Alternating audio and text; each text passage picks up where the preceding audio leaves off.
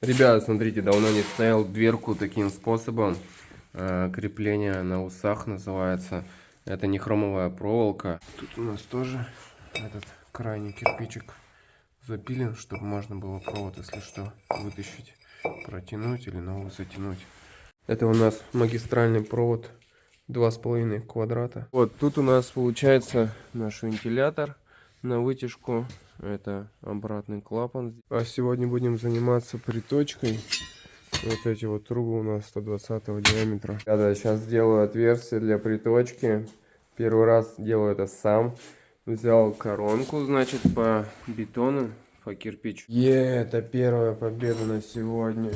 Я просверлил одно отверстие, пробурил. Как тут у нас отверстие получилось? Опачки, вот он фонарь.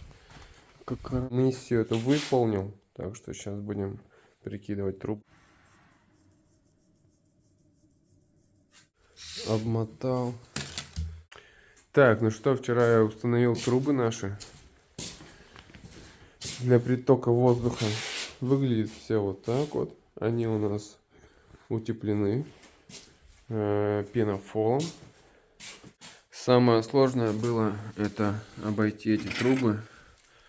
То есть вокруг труб нужно их было. Сейчас у нас здесь станет перекрытие. Перекрытие я впиливаю уголочки так, чтобы они были, сами уголки, вровень с кирпичом. Если мы вот смотрим.